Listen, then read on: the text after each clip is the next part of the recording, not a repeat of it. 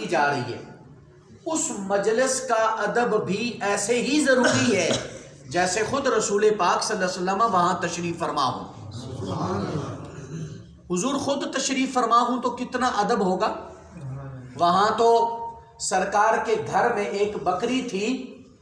حضرت عائشہ صدیقہ طیبہ طاہرہ رضی اللہ تعالی عنہا فرماتی ہیں کہ جب نبی علیہ الصلوۃ والسلام گھر سے باہر چلے جاتے وہ آوازیں نکالتی، اچھلتی، کودتی، لیکن جو ہی ہمارے آقا گھر میں تشریف لاتے لم یترم رم کراہیت ان یوزی رسول اللہ، وہ اپنی آواز بھی نہیں نکالتی تھی کہیں میری آواز کی وجہ سے نبی کو تکلیف نہ ہو. اللہ اللہ، یہ ادب تھا ان لوگوں، سبحان، یہ ادب تھا سرکار صلی اللہ علیہ وسلم کی مجلس کا.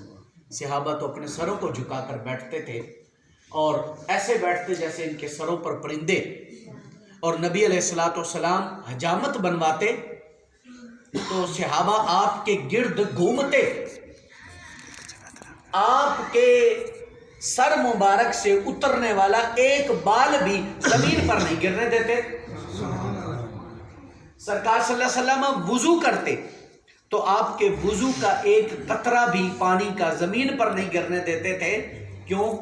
کہ یہ ہمارے نبی کے جسم سے لگا ہوا پانی ہے. سبحان، یہ ادب تھا ان صحابہ کا. تو آج محفل ذکر رسول صلی اللہ علیہ وسلم کے آداب سے ہم لوگ نا واقف ہیں. اس میں ادب سے بیٹھنا چاہیے. میں اکثر کہا کرتا ہوں اپنی محفلوں کا ٹائم مختصر کریں. گھنٹہ ڈیڑھ گھنٹہ ٹائم ہو، اس میں سارے با وضو با ادب ہو کر سر پہ کپڑا لے کر ٹوپی پہن کر بیٹھے اور دیکھیں نا کہ یہ اللہ کا گھر ہے، کتنی خوبصورت جگہ ہے. اس سے بڑھ کر بھی دنیا میں کوئی پاکیزہ جگہ ہوگی؟ مسجد سے بڑھ کر رب کے گھر میں آنا.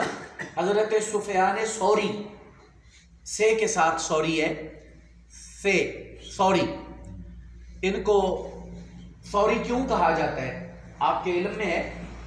ایک دن مسجد میں داخل ہوئے تو مسجد میں داخل ہونے کے لیے سنت طریقہ یہ ہے کہ پہلے سیدھا قدم اندر رکھنا چاہیے. ایسے ہی ہے نا، سیدھا قدم پہلے اندر جائے اور نکلتے ہوئے باہر الٹا قدم پہلے باہر آئے. یہ ادب ہے مسجد کا. تو آپ جب مسجد میں داخل ہونے لگے تو آپ نے الٹا قدم پہلے اندر رکھ دیا تو ہاتف غیبی سے آواز آئی، اے سفیان ثوری. ثور عربی زبان میں بیل کو کہتے ہیں. آپ کوئی بندہ غلط کام کر دے تو انہوں کہنا ڈگا ہی رہ گیا، کہنا ہے نا ڈگا ہی رہ گیا. تو ڈگے تو یہی لفظ اللہ تعالیٰ نے، اللہ تعالیٰ کی طرف سے غیبی طور پر آواز آئی آپ کو، او سفیان ثوری، یعنی اتنا تو ڈگا ہے کہ تجھے اللہ کے گھر میں آنے کے بھی آداب معلوم نہیں ہے. رب کے گھر میں کیسے آنا ہوتا ہے؟ یہ اتنی پاکیزہ جگہ اور کتنی پاکیزہ مجلس ہے. کسی کچہری میں جانا ہو، کسی کورٹ میں جانا ہو، ہم اس جج کے جو کمرہ ہے اس کے پورے آداب کو بجا لاتے اور ان کے معاملات کو اسی طریقے سے کرتے ہیں جیسے ان کے قانون ہیں. تو کیا اللہ کے گھر میں آنے کے کوئی قانون نہیں؟ کیا رسول اللہ صلی اللہ علیہ وسلم کی محفل کا کوئی ادب نہیں ہے؟ ہاں ادب سے سینہ خالی ہو تو پھر جب اذا فاتک الحیا ففعل ما شئت، جب حیا ختم ہو جائے پھر انسان جو مرضی کرتا رہے، پھر اس میں ہے کیا؟ ادب ہے تو سب کچھ ہے. ہاں یہ حدیث اور یہ الفاظ، یہ اس سے معنوی طور پر یہ الفاظ کتاب الآداب میں حضرت امام نووی نے ریاض الصالحین کے اندر نقل کیے ہیں. کتاب الآداب میں یہ ادب سے تعلق رکھتے ہیں. تو اس لیے پہلے ادب سیکھیں، آپ مجلس میں بیٹھنے کے آداب سیکھیں. جتنی دیر آپ بیٹھ سکتے ہیں بیٹھیں. ضروری ہے کوئی آپ کو بٹھایا ہوا ہے کسی نے باندھ کر، جب آپ کا دل اکتا رہا ہے تو اٹھ کر چلے جائے گا، کوئی حرج نہیں ہے. جتنی دیر آپ یکسوئی کے ساتھ اور محبت کے ساتھ اللہ اور اس کے رسول کا ذکر سن سکتے ہیں یا کر سکتے ہیں کریں، کوئی پابندی نہیں ہے. انسان کی زبان سے تو ایک بار لفظ سبحان اللہ نکلا ہوا جب انسان محبت سے پڑھتا ہے اور اللہ کی رضا کے لیے پڑھتا ہے اور بندہ اس رضا کے ساتھ لفظ کو ادا کرتا ہے اور وہ اللہ کے دربار میں قبول ہو جائے تو وہ تو قیامت کے دن اس کے نیکیوں کو پلڑے کو بھی بھر دے گا۔ حدیث پاک پہلے بھی شاید آپ کو کئی مقام پر سنائی ہو، حضرت داؤد علیہ السلام نے اللہ کی بارگاہ میں عرض کی، بار الہ جو تو نے میزان بنایا ہے، وہ ترازو جس پہ اعمال تولے جائیں گے، وہ مجھے دکھا تو صحیح، وہ مجھے دکھا تو صحیح۔ تو داؤد علیہ السلام کی عرض پر اللہ تعالیٰ نے حجابات اٹھا دیے اور داؤد علیہ السلام نے ان پلڑوں کو دیکھا۔ اللہ تعالیٰ نے جو بنائے وہ اتنا بڑا پلڑا تھا، ایک پلڑا اتنا بڑا تھا، 7 زمین اور 7 آسمان یہ اس پلڑے میں رکھ دیے جائیں تو ایسے محسوس ہوگا جیسے کھلے میدان میں رائی کا دانہ پڑا ہوا ہے، ایسے محسوس ہوگا۔ تو داؤد علیہ السلام غش کھا کر گر گئے، عرض کی مولا اتنا بڑا پلڑا، اس کو تو کوئی نہیں بھر سکتا، اس کو کون بھرے گا؟ تو فرمایا اے داؤد، جس بندے پہ میں راضی ہو جاؤں اور وہ ایک بار اپنی زبان سے سبحان اللہ کہہ دے تو میں ایک بار سبحان اللہ کہنے پر اتنا اجر دوں گا کہ اس اجر سے سارا پلڑا بھر جائے گا۔ سبحان اللہ، کیا سبحان اللہ۔ انسان اس دروازے پر آتا نہیں ہے، جھکتا نہیں ہے، وہاں سے تو کرم ہی کرم ہے، کوئی انسان آئے تو صحیح نا۔ تو ادب کے حوالے سے نوجوانوں آپ کے لیے میرا پیغام ہے، آپ کوشش بھی کریں، آپ کے اس دیکھیں اتنا بڑا جامعہ ہے، لوگ عالم بن رہے ہیں، حافظ بن رہے ہیں، بچیاں عالمہ بن رہی ہیں، فاضلہ حافظہ بن رہی ہیں، اور آپ کوشش نہیں کرتے کوئی بچے وہاں داخل کروائیں جن کو عالم بنایا جائے، جو پڑھیں اچھے طریقے سے۔ بس 1-2 بچے آپ کے گاؤں سے گئے تھے اور وہ بھی ایسے بچے انہوں نے جا کر چھوڑے جو کسی جگہ چلنے والے نہیں تھے، اور کچھ بچے اگر چلنے والے تھے کوشش ہم نے بھی کی، لیکن بس اوقات بچے ہو جاتے ہیں ایسے ذہنی طور پر، بعض اوقات بچہ پڑھنے کے لیے تیار نہیں ہوتا، وہ مشکل گھڑیاں ہیں، مشکل مقام ہے، ایک بڑا مرحلہ ہے اللہ کی پوری کتاب کو اپنے سینے میں محفوظ کرنا، ہر کسی کے مقدر میں نہیں ہوتا، لیکن کوشش تو کی جائے نا۔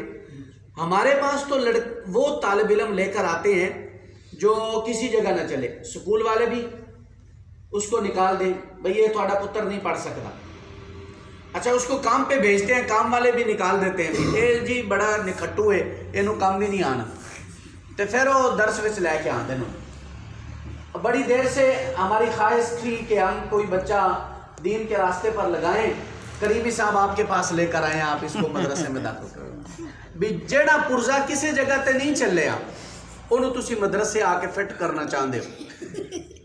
اے چھوٹے ہنسنا نہیں، مسجد ہے، اسی لیے میں کہتا ہوں کہ آپ آؤ وہاں پڑھو تاکہ آپ کو پتہ چلے کہ مسجد میں کیسے بیٹھنا ہے۔ جو کسی جگہ نہیں چل سکا اس کو ہم اللہ کے دین کے لیے وقف کر رہے ہیں، کتنی ہماری کمزوری ہے، لیکن پھر بھی دین کو سلام ہے کہ جس کو تم کہیں نہیں چلا سکے دین نے اس کو بھی کھڑا کر کے مصلی کا امام بنا دیا۔ سبحان اللہ، سبحان اللہ، یہ اسلام کی مہربانی نہیں، بے شک، یہ اسلام کا کمال ہے۔ جس اسلام کو ہم کچھ نہیں سمجھتے، اسلام تو ان لوگوں کو بھی عزت دیتا ہے جن غلاموں پر دنیا میں تھوکتا کوئی نہیں تھا، جن پر تھوکنا بھی لوگ بے ادبی سمجھتے تھے اپنی، اور اپنی اس میں حقارت سمجھتے تھے، بے عزتی سمجھتے تھے، میرے آقا نے ان غلاموں کو بھی کعبے کی چھت کے اوپر چڑھا کر فرمایا بلال اب پڑھنا اذان۔ لوگوں نے کہا حاضل عبد الاسود یؤذن علی ظہر الکعبہ، کیا یہ کالے رنگ کا بلال اب کعبے کی چھت پہ اذان پڑھے گا؟ میرے آقا نے فرمایا ہاں بلال ہی پڑھے گا، کیوں؟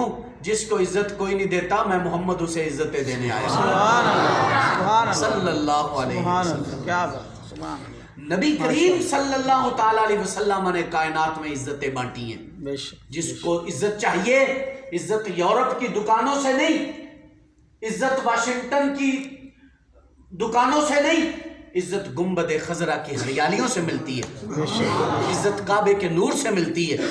انسان اللہ رسول کے ساتھ مخلص ہو کر اس پہ چل پڑے، وگرنہ جو بندہ ویل چیئر پر بیٹھا ہوا ہے اور جو خود پانی کا گلاس بھی نہیں اٹھا سکتا، اس کا جنازہ پڑھنے کے لیے 1,70,00,000 بندہ میدان میں جمع ہو جائے اور 3 دن سے وہاں بیٹھا رہے اور 48 گھنٹے اس کا جسم باہر پڑا رہے اور جسم خراب بھی نہ ہو. یہاں تو لوگ بڑے بڑے مولوی حضرات دنیا سے گئے، دین کا نام لینے والے، دین کی تبلیغ کرنے والے دنیا سے گئے، یہاں نہیں مر سکے، کوئی بیرون ممالک میں جا کر مرے اور ان کا بند کر کے صندوق بھیجا گیا کہ ڈاکٹر نے منع کیا ہے، اس کے چہرے کو دیکھنا نہیں ہے، اور یہ کیسا عاشق رسول آدمی ہے. 48 گھنٹے اس کا چہرہ ننگا پڑا رہا اور مخلوق دیکھتی رہی، اور 48 گھنٹوں کے باوجود بھی اس کے چہرے کا رنگ بدلا نہیں، رونق اور بڑھی ہے، سبحان اللہ. رونق اور بڑھی ہے. یہ ہے دین سے وفا کرنے کا صلہ. انسان وفا تو کرے نا، تو آیا نہ درتے کدی بد نصیبہ، ہزاراں رنگاں وچ رنگیندے محمد. آ تو صحیح نا حضور کے دروازے پر، آستانے پر جھک کر تو دیکھنا کائنات کی